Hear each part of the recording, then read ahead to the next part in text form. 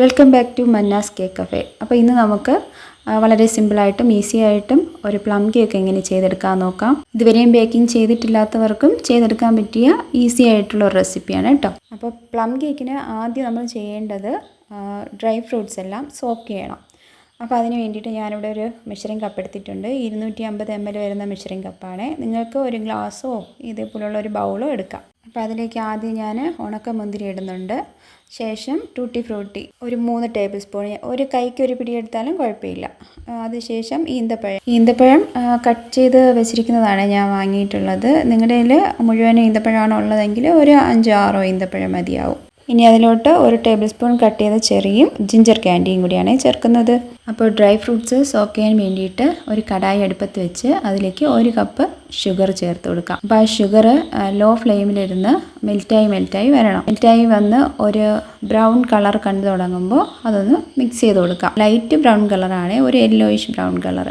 അപ്പോൾ ആ കളർ വരുമ്പോഴത്തേക്ക് നമുക്കൊന്ന് മിക്സ് ചെയ്ത് നമ്മൾ ചേർത്ത് കൊടുത്ത മുഴുവൻ ഷുഗറും മെൽറ്റായി വരുന്നത് വരെ അതൊന്ന് മിക്സ് ചെയ്ത് കൊടുക്കണം. മിക്സ് ചെയ്ത് ഫ്ലെയിം ഒരിക്കലും കൂട്ടി വയ്ക്കാൻ പാടില്ല. ഫ്ലെയിം ലോ ഫ്ലെയിമിൽ തന്നെ ഇരിക്കണം. ഇതിങ്ങനെ ഇരുന്നിരുന്ന് ചെറിയ ബ്രൗൺ കളർ പതഞ്ഞ് വരും. സൈഡിൽ നിന്നൊക്കെ പതഞ്ഞിട്ട് ഒരു ബ്രൗൺ കളർ വരുമ്പോഴേക്കും ഈ കാണുന്ന കളറാണ് അത്. ഈ കളർ കാണുമ്പോഴത്തേക്ക് നമുക്ക് വെള്ളം ഒഴിച്ച് കൊടുക്കാം. അപ്പോൾ 1 കപ്പ് വെള്ളമാണ് നമുക്കതിൽ ചേർത്ത് കൊടുക്കാനുള്ളത്. വെള്ളം ചേർത്ത് കൊടുക്കുമ്പോൾ കുറേശ്ശെ വേണം ചേർത്ത് കൊടുക്കാൻ. ദൂരോട്ടും നീങ്ങി നിന്നിട്ട് വേണം വെള്ളം ചേർത്ത് കൊടുക്കാനായിട്ട്. വെള്ളം ചേർക്കുമ്പോൾ ഈ കാണുന്ന പോലെ പൊങ്ങി വരാൻ സാധ്യതയുണ്ട്. നമ്മുടെ ദേഹത്തൊക്കെ തെറിച്ച് വീണ് കഴിഞ്ഞാൽ നന്നായിട്ട് പൊള്ളും. അപ്പോൾ അതൊന്ന് ശ്രദ്ധിക്കണം. അപ്പോൾ ആ വെള്ളമൊക്കെ ചേർത്ത് മുഴുവൻ വെള്ളവും ചേർത്ത് കൊടുത്ത് ഒന്ന് തിളച്ച് വരുമ്പോൾ നമ്മൾ എടുത്ത് വെച്ചിരിക്കുന്ന ഡ്രൈ ഫ്രൂട്ട്സ് അതിലോട്ട് ചേർത്ത് കൊടുക്കാം. അപ്പോൾ ഡ്രൈ ഫ്രൂട്ട്സ് ചേർത്ത് കൊടുത്ത ശേഷം അതിൽ അത് നന്നായിട്ട് തിളച്ചൊന്ന് കുറുകി വരണം. ഒഴിച്ചു കൊടുത്ത വെള്ളം പകുതിയായിട്ട് വറ്റുന്ന സമയത്താണ് അത് നമുക്ക് എടുക്കാൻ വേണ്ടിയിട്ട്. അപ്പോൾ അതിനിടയ്ക്കായിട്ട് നമുക്കതിൽ കുറച്ച് മസാല ചേർത്ത് കൊടുക്കേണ്ടതുണ്ട്. അപ്പോൾ 1 ടീസ്പൂൺ ഗ്രാമ്പു പൊടിച്ചതും 1 ടീസ്പൂൺ കറുകപ്പട്ട പൊടിച്ചതും പിന്നെ ഒരു 1/4 ടീസ്പൂൺ ജാതിക്ക പൊടിച്ചതും കൂടിയാണ് ഞാൻ ചേർത്ത് കൊടുക്കുന്നത്. അപ്പോൾ അത്രയും ചേർത്ത് കൊടുത്ത ശേഷം നന്നായിട്ട് മിക്സ് ചെയ്യാം. മിക്സ് ചെയ്ത് ഒന്ന് വറ്റി വരുമ്പോഴേക്കും നമുക്ക് ഫ്ലെയിം ഓഫ് ചെയ്യാം. അപ്പോൾ ഇത് കുറച്ച് നീണ്ട ഒരു പ്രോസസ്സാണ്. അപ്പോൾ അത് ക്ഷമയോടുകൂടി തന്നെ ചെയ്യണം. ഇതിന് നമുക്ക് തണുക്കാൻ വേണ്ടിയിട്ട് മാറ്റി വയ്ക്കാം. നല്ലപോലെ തണുത്ത ശേഷമേ ഇത് വെച്ച് നമുക്കിനി കേക്ക് ചെയ്യാൻ പറ്റുള്ളൂ. അടുത്തിനി കേക്കിന് വേണ്ടിയിട്ടുള്ള മാവ് നമുക്ക് അരിച്ചെടുക്കാം. ഞാനിവിടെ 2.5 കപ്പ് മാവാണ് ഇതിനെടുത്തിട്ടുള്ളത്.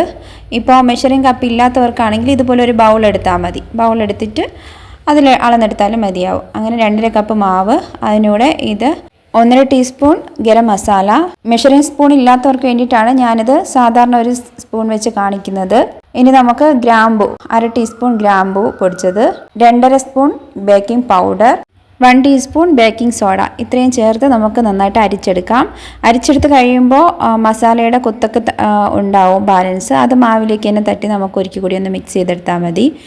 ഇനി അത് നമുക്കോട്ട് മാറ്റി വയ്ക്കാം. മാറ്റി വെച്ച ശേഷം നമുക്ക് ബേക്കിംഗ് ടിൻ ഗ്രീസ് ചെയ്യാം. ഞാനിവിടെ 6 ഇഞ്ച് വലുപ്പത്തിലുള്ള 2 ബേക്കിംഗ് ടിന്നാണ് എടുത്തിട്ടുള്ളത്. അത് ഞാൻ കേക്ക് ബേക്കായി വന്നപ്പോഴത്തേക്കും ഒരു കേക്ക് നല്ല കുഴിഞ്ഞു പോയിട്ടുണ്ടായിരുന്നു. അപ്പോൾ അതുകൊണ്ട് നിങ്ങൾ ഈ അളവിനാണ് ബാറ്റർ എടുക്കുന്നതെങ്കിൽ 7 ഇഞ്ചിൻ്റെ ഒരു ടിന്നും 6 ഇഞ്ചിൻ്റെ ഒരു ടിന്നുമായിട്ട് എടുക്കാൻ ശ്രദ്ധിക്കണേ. നമുക്ക് ഒരു മിക്സിയുടെ ജാർ എടുക്കാം. അതിലോട്ട് 3 മുട്ട പൊട്ടിച്ചൊഴിച്ച് കൊടുക്കാം. അതിനോടൊപ്പം 2.5 ടീസ്പൂൺ വാനില എസൻസും 1 പിഞ്ച് ഉപ്പും 1.5 കപ്പ് പഞ്ചസാരയും ചേർത്ത് നന്നായിട്ട് മിക്സിയിൽ അടിച്ച് പതച്ചെടുക്കാം. അത്രയും ആയിക്കഴിഞ്ഞാൽ അതിലേക്ക് 1/4 കപ്പ് സൺഫ്ലവർ ഓയിൽ ഒഴിച്ചു കൊടുക്കാം. സൺഫ്ലവർ ഓയിൽ ഒഴിച്ച് കഴിഞ്ഞാൽ അധിക നേരം മിക്സിയിൽ അടിക്കാൻ പാടില്ല. ഒരു 2 സെക്കൻഡ് അടിച്ച് അതെടുക്കാവുന്നതാണ്. ശേഷം നമുക്ക് നേരത്തെ തയ്യാറാക്കി വെച്ച ഫ്രൂട്ട്സ് സോക്ക് ചെയ്ത് വെച്ചിട്ടില്ലേ, അതിലോട്ട് ഈ മിക്സ് ഒഴിച്ചു കൊടുക്കാം. ഇനി നമുക്ക് ഒരു സ്പാച്ചില കൊണ്ടോ ഇല്ലെന്നുണ്ടെങ്കിൽ ഒരു വിസ്ക് കൊണ്ടോ അതിനെ നന്നായിട്ട് ഇളക്കി യോജിപ്പിക്കാം. യോജിപ്പിക്കുമ്പോൾ അധികം സ്പീഡ് കൂട്ടാൻ പാടില്ല. സ്ലോലി അതിനെ ഇളക്കി യോജിപ്പിച്ച് കൊടുക്കാം. നമ്മൾ ഒഴിച്ച മുട്ടയുടെ മിക്സും ഡ്രൈ ഫ്രൂട്ട്സിൻ്റെ മിക്സും രണ്ടും ഒരുപോലെ ഒരേ കണക്കിന് മിക്സായി വരുന്നത് വരെ യോജിപ്പിച്ചെടുക്കേണ്ടതാണ്. രണ്ടും വേർതിരിഞ്ഞ് കിടക്കാൻ പാടില്ല. ആ കണക്കിന് യോജിപ്പിച്ചെടുക്കാം. ഇത് രണ്ടും നല്ല രീതിയിൽ യോജിപ്പിച്ചെടുത്ത് കഴിഞ്ഞാൽ നമുക്ക് അരിച്ചു വെച്ചിരിക്കുന്ന മാവ് അതിലോട്ട് ചേർത്ത് കൊടുക്കാം. കുറേശ്ശെയാണ് മാവ് ചേർത്ത് മിക്സ് ചെയ്തെടുക്കാനായിട്ട്. നമ്മളെടുത്തിരിക്കുന്ന മാവ് ഒരു 3-4 തവണയായിട്ട് മിക്സ് ചെയ്തെടുക്കാം. അപ്പോൾ ഈ മാവൊക്കെ മിക്സ് ചെയ്യുന്നതിന് മുമ്പ് തന്നെ നമുക്ക് ഇത് ബേക്ക് ചെയ്യാനുള്ള ഓവൻ സെറ്റപ്പ് റെഡിയാക്കി എടുക്കേണ്ടതുണ്ട്. അപ്പോൾ അത് ഞാൻ ഈ വീഡിയോയിലെ ലാസ്റ്റ് ഭാഗത്താണ് കാണിക്കുന്നത്. ഞാനിവിടെ 2 പാത്രങ്ങളിലായിട്ടാണ് ബേക്ക് ചെയ്യാൻ വെക്കുന്നത്. ഒന്നൊരു കുക്കറും പിന്നെ ഒരു ഉരുളിയിലും. അപ്പോൾ നമുക്ക് ഏത് പാത്രം വേണോ എടുക്കാം, പക്ഷേ അലുമിനിയത്തിൻ്റെ പാത്രമാണെങ്കിൽ അത്രയും നല്ലതായിരിക്കും. മൂട് കട്ടിയുള്ള പാത്രമായിരിക്കണം എടുക്കേണ്ടത്. പിന്നെ അതിൽ ഓയിലിൻ്റെ അംശമോ ഏതൊന്നും ഇല്ലാത്ത ഒരു പാത്രവും ആ പാത്രത്തിന് മൂടിയിരിക്കാൻ തക്കത്തിനുള്ള ഒരടപ്പുമാണ് വേണ്ടത്. എന്നാൽ നമുക്ക് സാധാരണ ഓവനിൽ ചെയ്യുന്നത് പോലെ തന്നെ നല്ല രീതിയിൽ ചെയ്തെടുക്കാൻ പറ്റും. ഇവിടെ ഇപ്പോൾ മാവ് ഏതാണ്ട് മിക്സായി വന്നിട്ടുണ്ട്. മിക്സായി കഴിഞ്ഞാൽ നമുക്ക് 1 ടീസ്പൂൺ വിനീഗർ കൂടി ചേർത്ത് മിക്സ് ചെയ്തെടുക്കാം. പിന്നെ ഇതിൽ നട്ട്സ് കൂടി ചേർക്കുന്നുണ്ട്. ഞാനിവിടെ കാഷ്നട്ടാണ് ചേർത്തിട്ടുള്ളത്.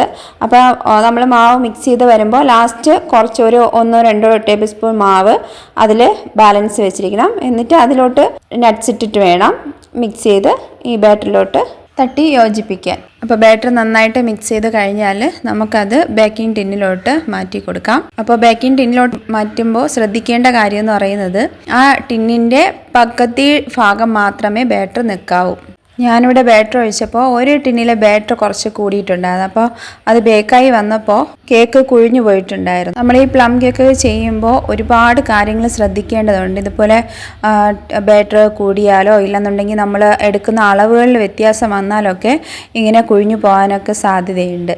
അപ്പോൾ അത് ശ്രദ്ധിച്ച് വേണം. അതുപോലെ ചൂട് കൂടി പോകാൻ പാടില്ല, കുറഞ്ഞു പോകാൻ പാടില്ല, മീഡിയം ലെവലിൽ തന്നെ നിൽക്കണം. അങ്ങനെയൊക്കെ ഉണ്ട്.